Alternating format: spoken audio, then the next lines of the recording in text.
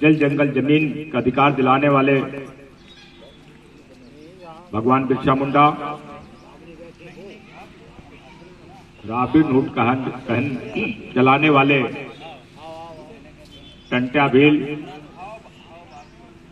और आदिवासियों को भारतीय संविधान में सम्मान दिलाने वाले डॉक्टर जयपाल सिंह मुंडा, इस भारत के संविधान के रचयिता डॉक्टर भीमराव अंबेडकर जी,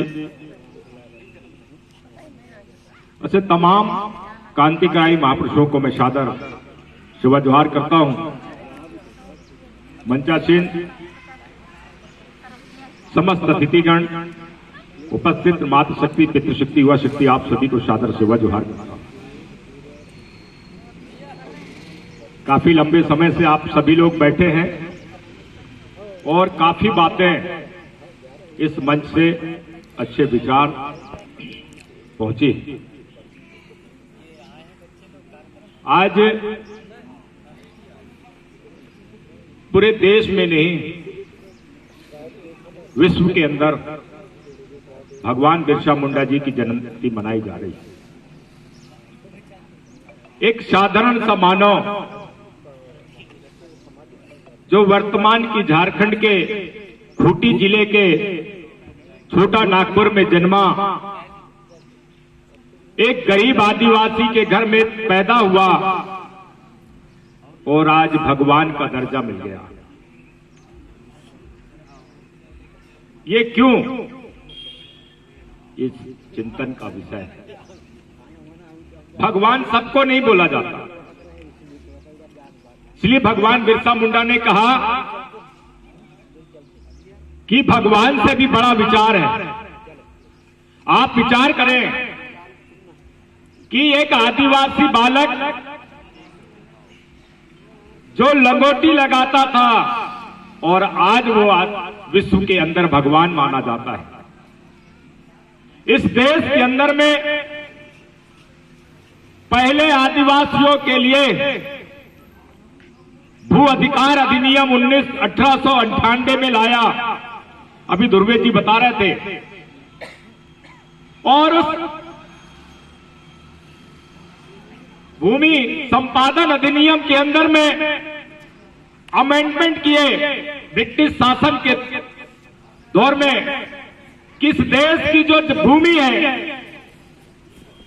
जो आदिवासी की जमीन है, गैर आदिवासी को नहीं जाएगी, नहीं ले सकता, लेकिन उस आदिवासी की जमीन इस देश की सरकार भी नहीं ले सकती। में 5 करोड़ जमीन नहीं है, 5 करोड़ की जमीन नहीं है, तो जमीन गई कैसे? जमीन कहां गई? मध्य प्रदेश के अंदर में है। एक तरफ जो राजा थे, उनकी संतानों को सर छुपाने के लिए, पैर रखने के लिए जमीन नहीं है। ये तो नामनगर चले जाओ, नामनगर चले जाओ, हम लोग बोलते मड़ावी राजाओं का राजघराना था, वो हमारा राजपाट था, लेकिन वहां पर एक आदिवासी की झुग्गी झोपड़ी भी नहीं है, झुग्गी झोपड़ी बनाने के लिए भी जमीन नहीं है। यानी और आज वर्तमान में सरकार कहती है जनजाति गौरव दिवस मना रही है। किस बात का गौरव होना चाहिए, किस बात के लिए गौरव होना चाहिए, इसको चिंतन करने की जरूरत है। ये हमें गुमराह करते। मैं पिछले बार कमलेश सर से भी पूछा था और दोनों विधायक आमगांव के मंच में थे, इन्होंने कहा कि पैसा एक्ट आया, पैसा एक्ट और पैसा कानून, आज उसका नोटिफिकेशन हुआ है। आज से मध्य प्रदेश में पैसा का नियम जमीनी तौर पर लागू करने की बात ये लोग कर रहे हैं। भाई इतना बड़ा संविधान बना, इस संविधान के अंदर में डॉक्टर जयपाल सिंह मुंडा जी के संघर्ष के कारण 5वीं अनुसूची का कानून आया, आर्टिकल 244(1), और आर्टिकल 244(1) के अंदर अनुसूचित क्षेत्रों पर पूरा का पूरा जो अधिकार है, चाहे जल का हो, चाहे जंगल का हो, चाहे जमीन का हो, चाहे न्याय का हो, चाहे कानून बनाने की हो या काम कराने की हो, सारा का सारा अधिकार आदिवासियों को है। फिर पैसा कानून की जरूरत क्या है? 1992 में भुरिया कमेटी बनी और आदिवासियों का और आदिवासियों के संसाधनों का जब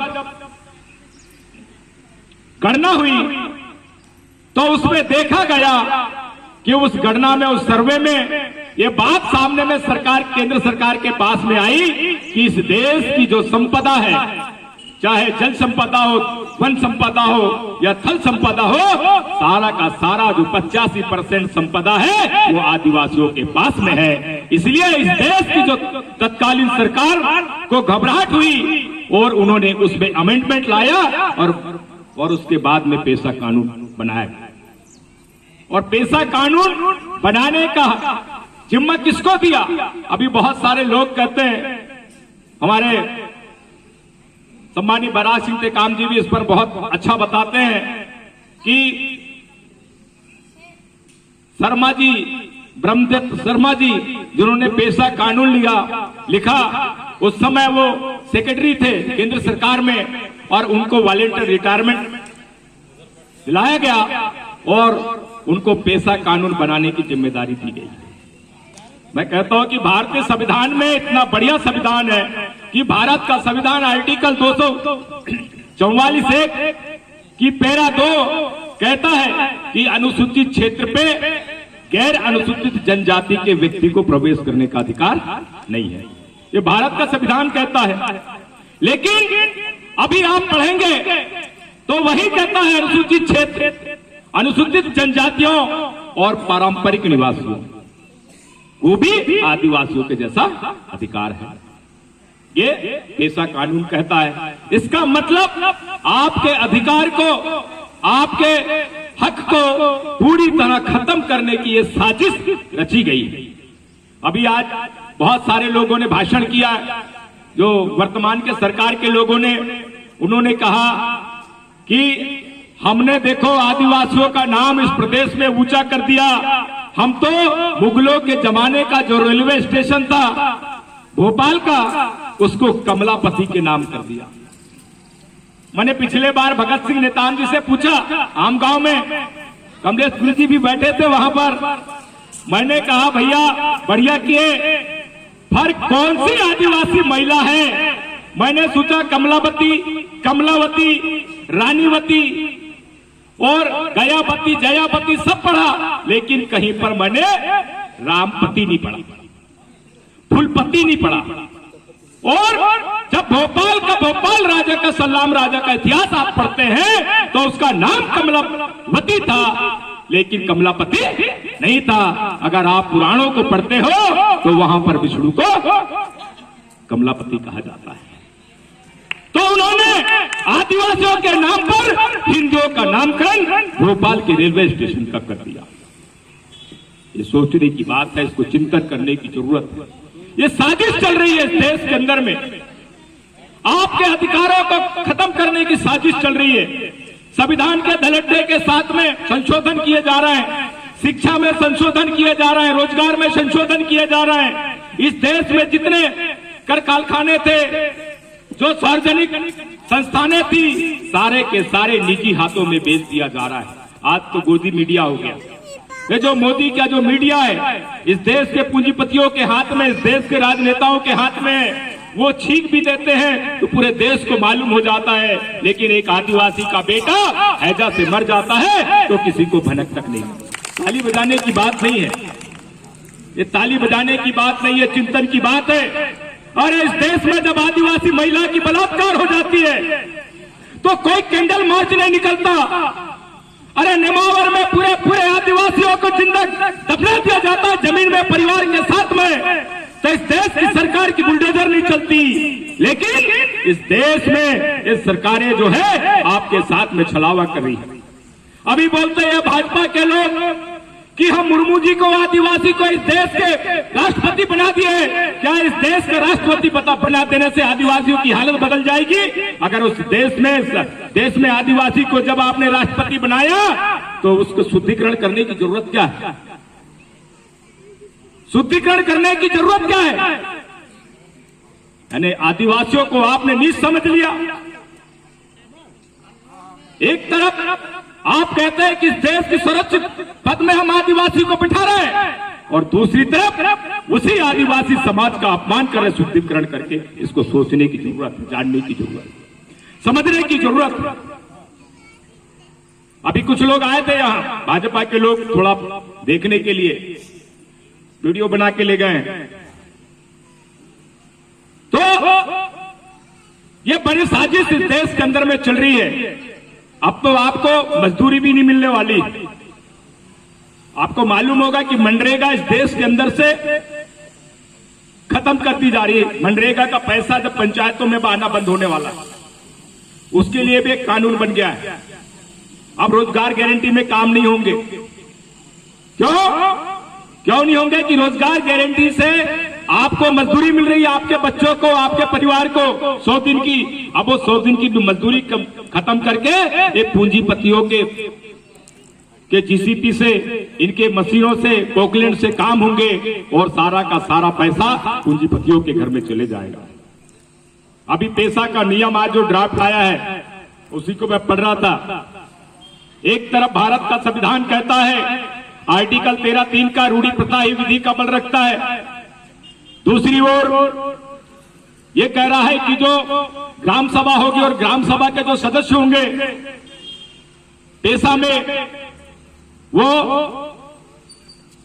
निर्वाचन नामावली में जिसके नाम आ गए हैं वो उस ग्राम सभा के सदस्य होंगे। एक तरफ भारत का संविधान आर्टिकल 13(3) का कहता है रूढ़ी और प्रथा ही विधि का बल है ट्राइबल के मामले में, लेकिन जब हम अपनी रूढ़ियों को मानते हैं तो हमारे समाज के अंदर में, हमारे गांव में, हमारे समाज में जिस दिन से बच्चा पैदा होता है और जिस दिन उसका छठी बारसा का काम होता है, उस दिन से वो बच्चा हमारे समाज का सदस्य होता है। ये हमारी सामाजिक व्यवस्था है, ये हमारी सामाजिक व्यवस्था है। लेकिन सरकार की अलग व्यवस्था है कि जो वोट देगा वो उसका सदस्य होगा।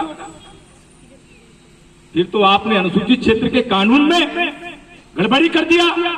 उन महान विद्वानों ने जिसने संघर्ष करके इस भारत के संविधान को बनाया और जिस पे उन्होंने अधिकार दिया, उस अधिकार को खत्म करने का काम ये जो मनुवादी सोच की सरकारें कर रही है, इसको भी आपको समझने की जरूरत है। दूसरी चीज, अभी हमारे सोनपुरी से जो सरपंच साहब आए थे उन्होंने बहुत बढ़िया बात करी। राजनीति के क्षेत्र में भी बात होनी चाहिए थोड़ी बहुत, लेकिन हम देखते हैं, सुनते हैं, हम बहुत जगह जाते हैं तो बड़ा तारीफ होता है। अभी जैसे हम गेट के अंदर आए तो मरकाम जी ने भी बड़ा तारीफ किया। हमारे समाज के जाबाज साथी, देश में प्रदेश में घूमने वाले, समाज को जगाने वाले, ज्ञानवान, अभी ध्रुवे जी की तारीफ हुई, बोले संविधान के जानकार। और यही संविधान के जानकार जब समाज की सोच लेकर समाज के लिए कुछ करने के लिए जब निकलते, बेड़ा उठाते हैं, तो वही समाज का आदमी एक तरफ से टांग पकड़ के खींच देता है, यानी केकड़ा प्रवृत्ति के बन जाते हैं। तो इस पर भी हमको चिंतन करने की जरूरत है कि अब समाज को तय करना पड़ेगा, आपके अपने प्रतिनिधि का, आपके अपने उस विचार के लोगों को आपको उन जगहों पर पहुंचाना पड़ेगा जहां से आपके लिए कुछ कर सकता है। क्योंकि बाबा साहब ने कहा कि किसी मंदिर, किसी मस्जिद, किसी गुरुद्वारा में कब्जा मत करना। डॉक्टर बाबा साहब अंबेडकर ने कहा किसी मस्जिद, किसी गुरुद्वारा में कब्जा मत करना। ये मेरे समाज के लोगों, अगर कहीं कब्जा करना तो इस देश की लोकसभा और विधानसभा में कब्जा करना। बाबा साहब ने कहा पॉलिटिकल पावर ही मास्टर की है, राजनीति सत्ता ही एक मास्टर चाबी है जिससे हर ताले खोले जा सकते हैं। तो साथियों, बहुत सारी बातें मैं करना चाह रहा था, और भी वक्तागण हैं और आप सभी काफी समय से बैठे हैं। और चूंकि हम इसके पहले आज लोरा में भी बिरसा मुंडा जी की जयंती समारोह था, वहां पर भी बुलाए थे, इसलिए मैं इधर पे लेट आया। इसके लिए मैं आप सभी से क्षमा चाहता हूं। और मैं एक बार चाहता हूं कि जो आयोजक कमेटी ने बहुत सुंदर ढंग से बहुत कम समय में इस आयोजन करने का बीड़ा उठाया और बड़ा सुंदर काम किया, और जितने भी अतिथि यहाँ पर आए उनका समय समय पर ध्यान रखते उनका अभिवादन किया। लेकिन हम हर कार्यक्रम में जब जाते हैं तो हम देखते हैं कि